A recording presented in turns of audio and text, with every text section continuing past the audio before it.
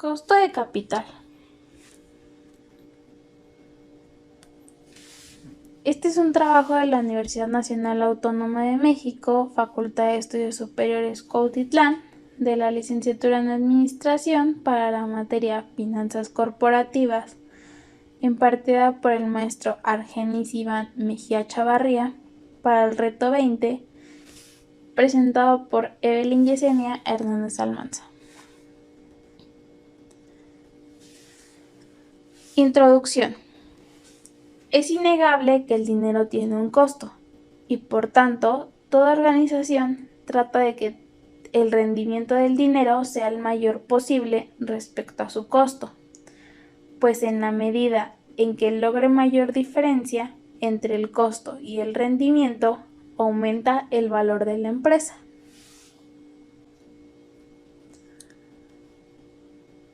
Para dar inicio con el tema 3, costo de capital, primero veremos las definiciones de costo y las definiciones de capital.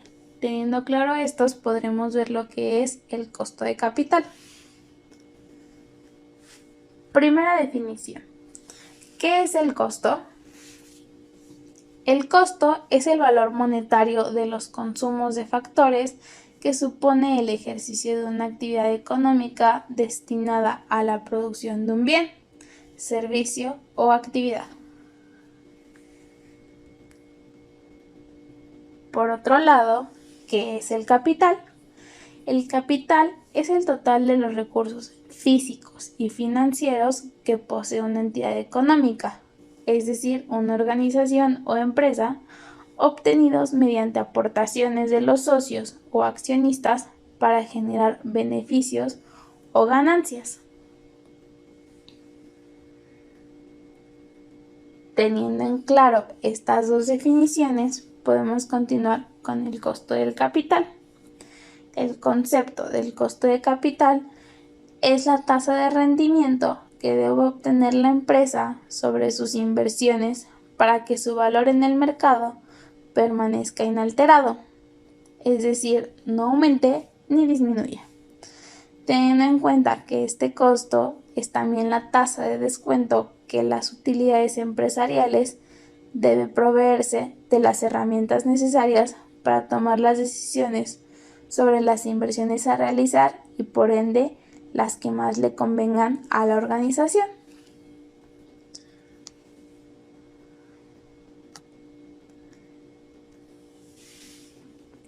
Es decir, es lo que esperaba obtener la empresa o lo que espera obtener sobre sus activos tangibles o intangibles de largo plazo para mantener el valor de la empresa en el mercado.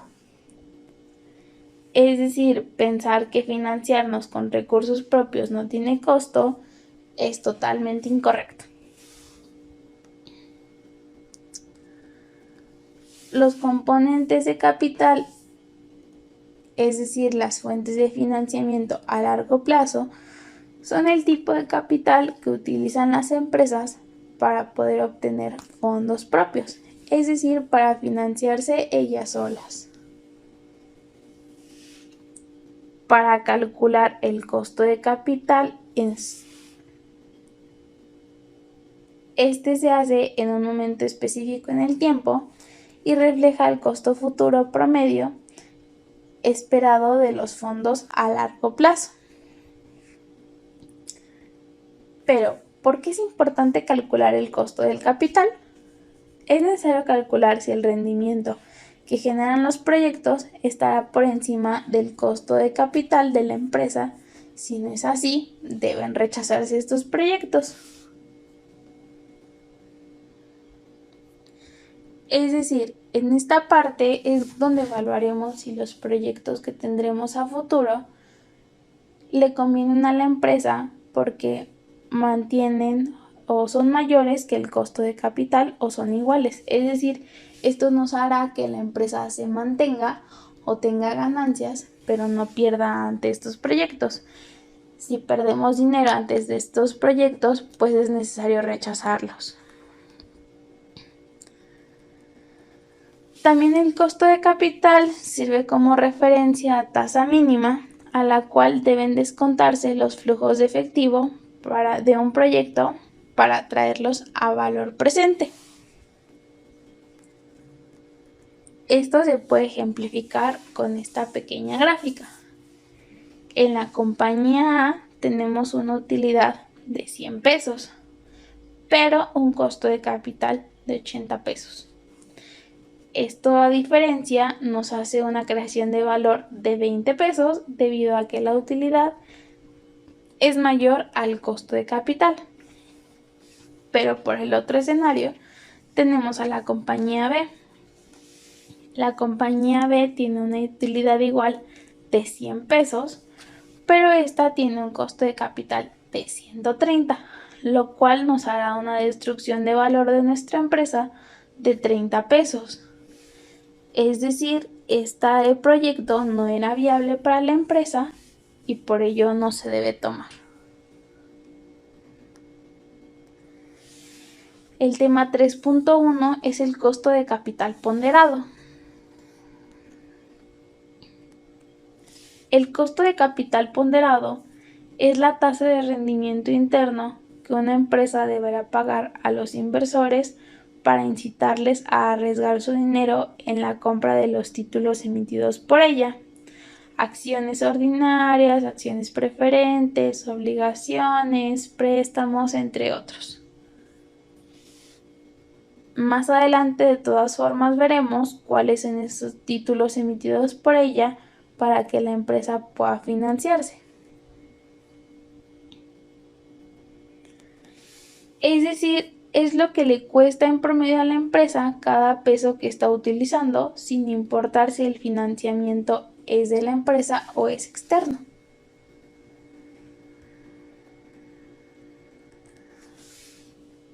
Para determinar el costo de capital ponderado, se necesita conocer el costo de capital de cada una de las fuentes de financiamiento de la empresa.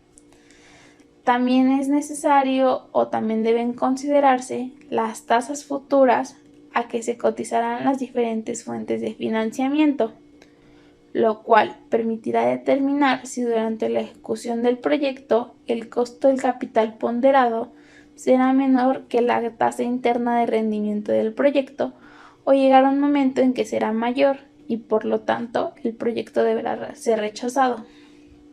De esto se desprende que el costo del capital ponderado debe calcularse para todos los años de vida del proyecto y no solo el costo del capital actual. Esto quiere decir que por todos los años que va a durar nuestro proyecto en la empresa, debemos de calcular este costo de capital, porque puede ser que el costo de capital que es ahora en unos años aumente, y si no se calcula de esta manera, el proyecto en un futuro puede dejar de ser viable para la organización y nosotros no darnos cuenta hasta que ya nos encontramos en ese escenario. Es por ello que el costo de capital debe calcularse para todo el tiempo que el proyecto va a tenerse vivo dentro de la organización. De esta manera podremos ver si realmente es viable este proyecto para la organización o no es así, debido a que aunque sea en un futuro, nos seguirá causando un gasto en lugar de darnos un beneficio este proyecto.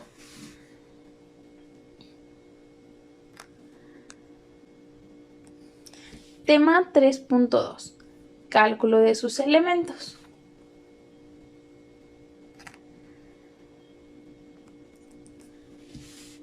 Costo de capital.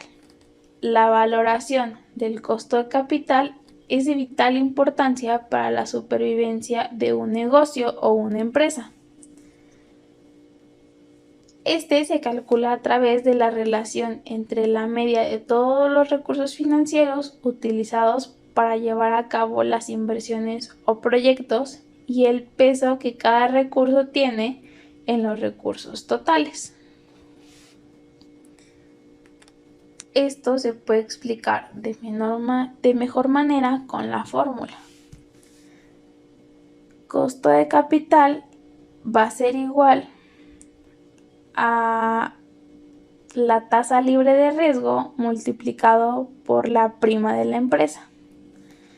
La prima de la empresa se obtiene entre la prima de mercado multiplicada por el retorno de mercado, que el resultado de esto se le conoce como la prima de la empresa, que a su vez al sumársele a la tasa libre de riesgo nos dará el costo del capital.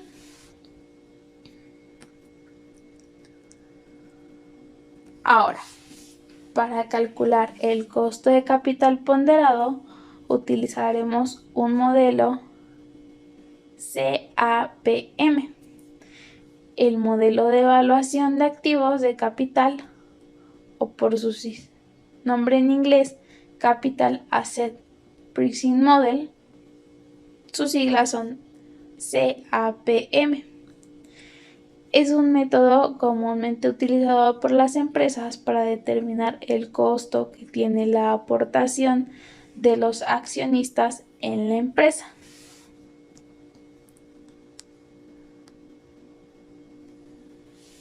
Este modelo se basa en la idea de un portafolio de mercado en el que se incluyen a las empresas más representativas del sector en donde se encuentra la empresa, y contra él se compara el comportamiento mismo de la empresa, es decir, la correlación que la empresa tiene con el resto del mercado.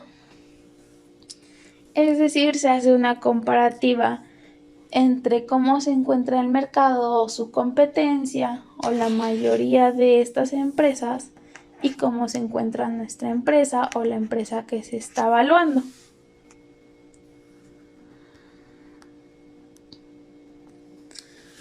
Para poder hacer estos cálculos se necesitan 3 pequeños pasos.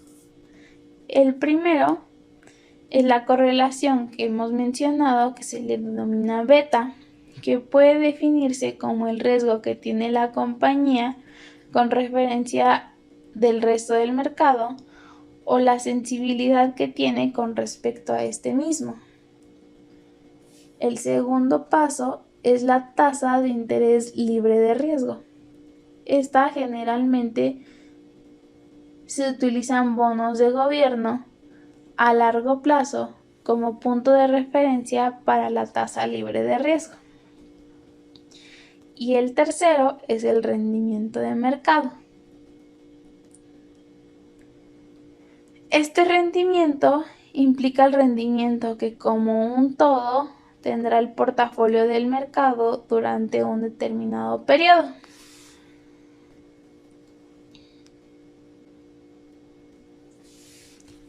Ahora sí, con estos 3 elementos, el modelo de CAPM hace un supuesto fundamental, y este es que el costo del capital contable de una empresa está en función de la tasa libre de riesgo más una prima de riesgo inherente al mercado en el que se encuentra la empresa. Expresado de manera de fórmula, el CAPM se presenta como sigue, es decir, con esta pequeña fórmula. RC es igual a RLR más RM menos RLR multiplicado por beta. Esto es, RC, que es el costo de capital contable, se calcula de la siguiente manera: el rendimiento de portafolio de mercado menos el rendimiento libre de riesgo multiplicado por beta más el rendimiento libre de riesgo.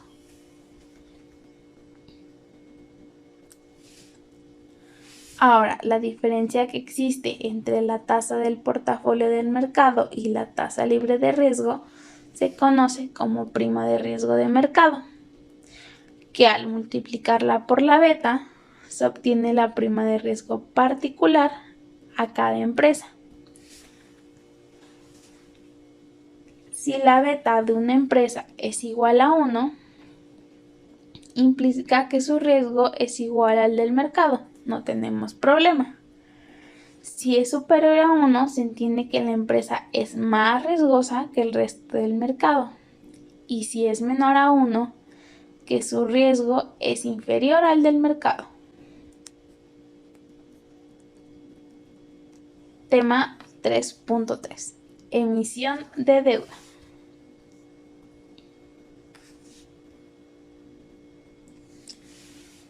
Iniciaremos con el concepto. ¿Qué es una emisión de deuda? Una emisión de deuda es una forma de financiación que consiste en la emisión de títulos financieros que prometen un pago futuro a cambio de un precio.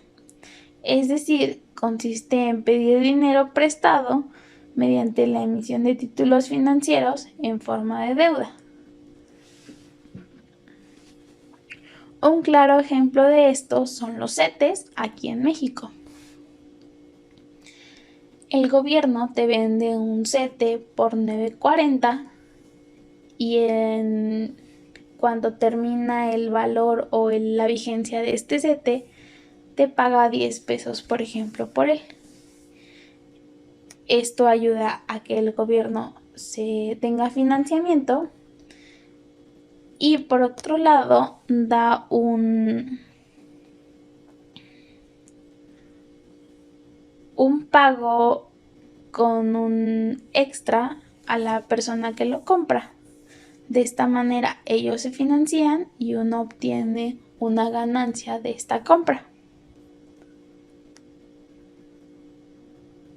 El objetivo principal es colocar la deuda entre los inversores, ofreciendo una rentabilidad por la tenencia de estos títulos.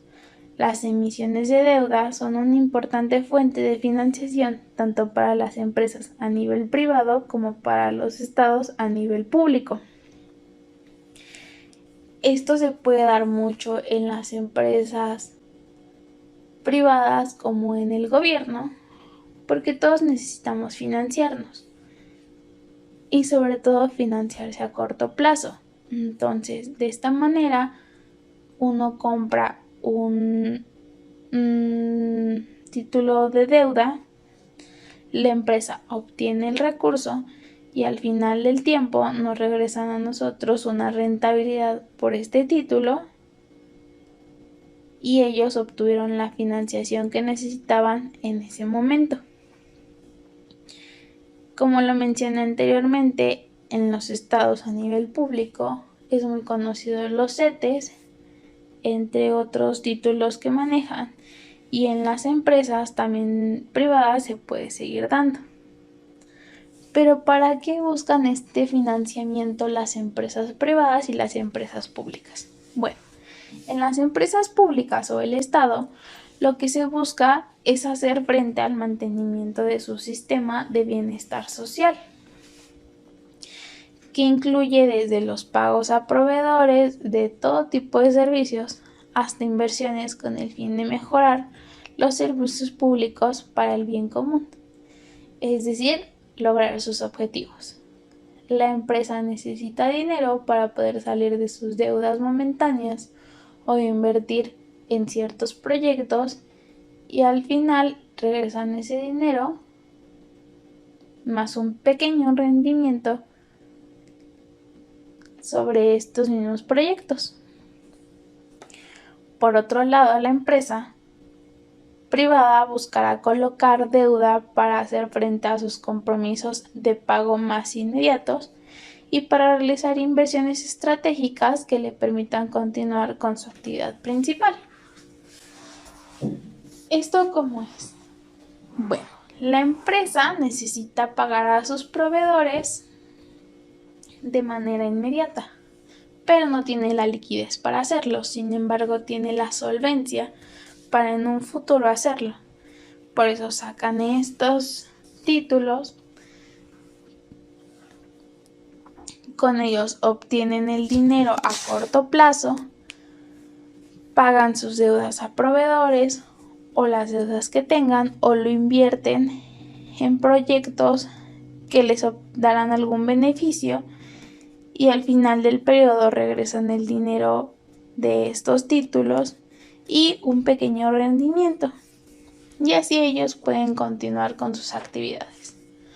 También se puede ocupar para comprar materia prima, maquinaria y equipo, aumentar la producción en algún momento en específico, y con lo que se obtiene de esas ventas, pues pagar los títulos que nos habían comprado y dar ese pequeño rendimiento extra.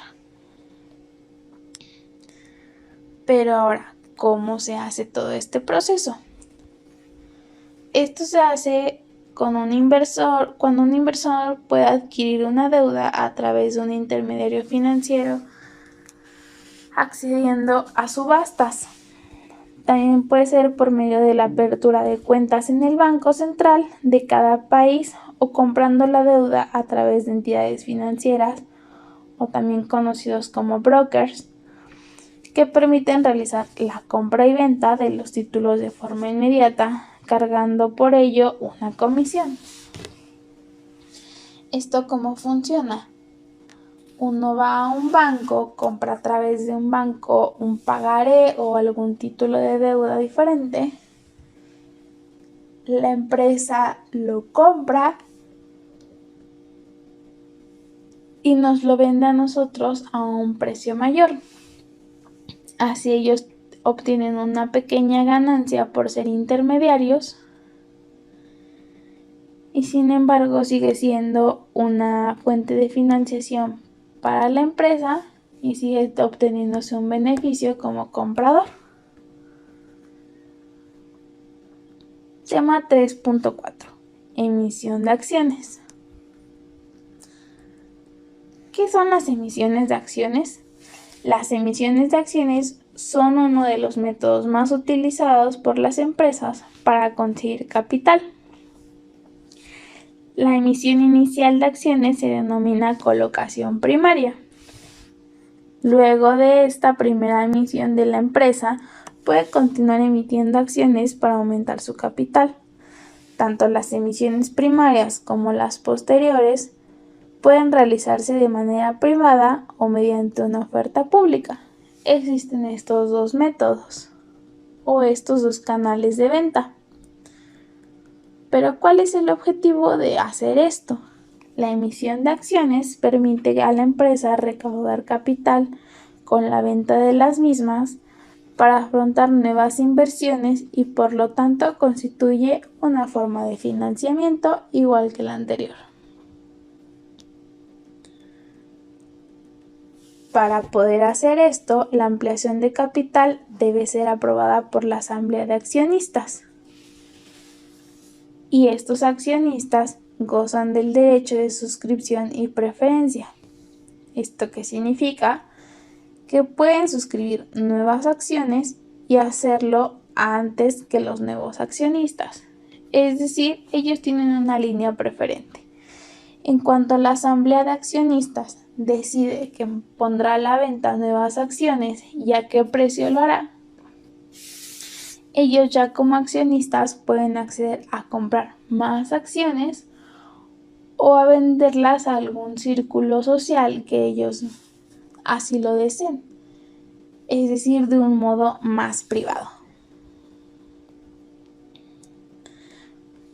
Esta venta de acciones se realiza de tres modos.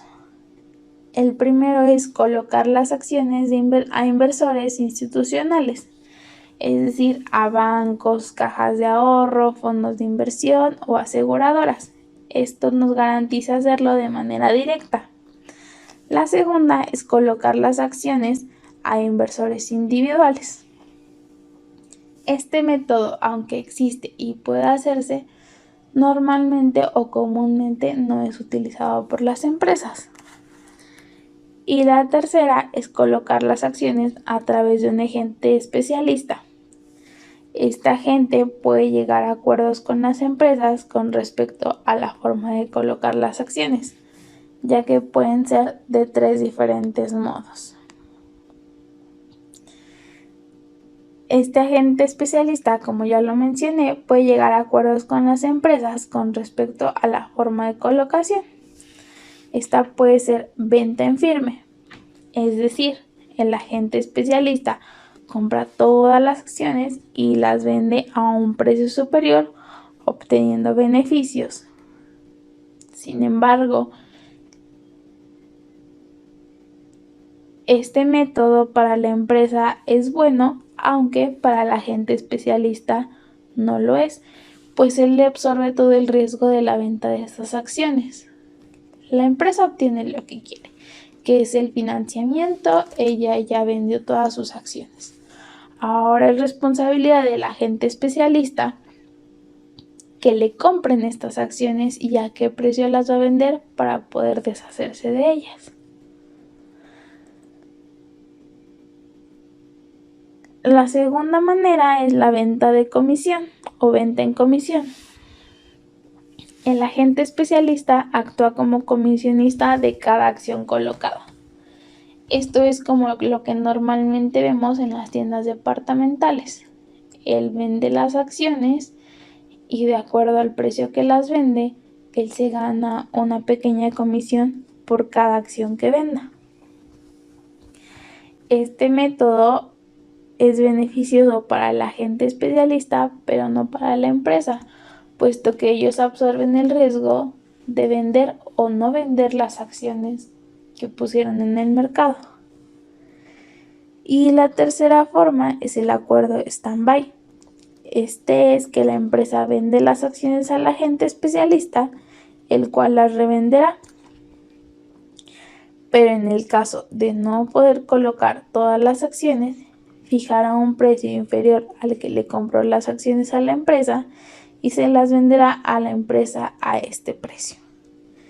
Esto quiere decir que en un inicio la empresa se deshace de las acciones, ya las vende, deja de absorber el riesgo, pero si el agente especialista no logra colocarlas, se las puede regresar a la empresa y por un precio menor al que se las había comprado.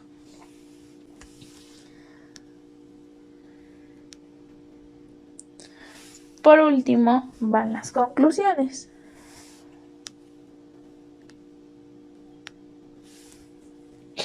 Como lo vimos al inicio del tema, los costos de capital y los costos de capital ponderado son los costos que tiene nuestra empresa o que genera una empresa por el simple hecho de existir.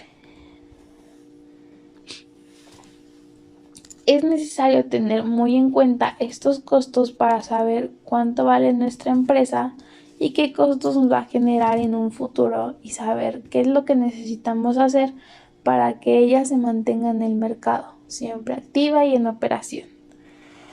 Mientras por el otro lado tenemos lo que son las emisiones. Estos son los métodos que tienen las empresas para poder financiar sus operaciones. Esto nos muestra que la operación que se hace para poder mantener funcionando una empresa, que la existencia de la misma tiene un costo y que es necesario generar valor para que se pueda mantener por sí misma con las emisiones de deuda o acción. Esto va a hacer que al final del día las emisiones puedan colocarse y la empresa pueda seguir funcionando gracias a estas. Pero para ello es necesario tener la información financiera siempre actualizada y en orden. Siempre debemos saber cuánto vale nuestra empresa y qué necesita hacer para mantenerse activa. Saber que se puede invertir o si es necesario endeudarse o vender parte de ella para la continuación de sus operaciones. Como lo vimos, por un lado tenemos los costos y por otro lado tenemos las emisiones.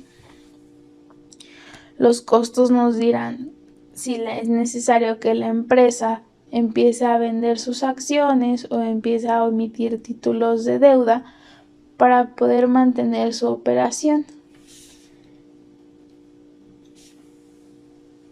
Y cuánto es lo que podemos vender, a qué costos y si esto realmente va a ser redituable.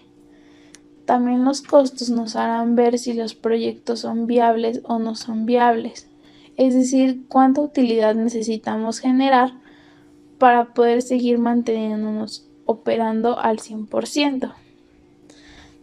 De esta forma también veremos si es necesario tener mayor liquidez para poder aumentar nuestras ventas o nuestra producción de productos, venderlos y con eso seguirnos financiando. Por mi parte fue todo. Este fue el tema 3.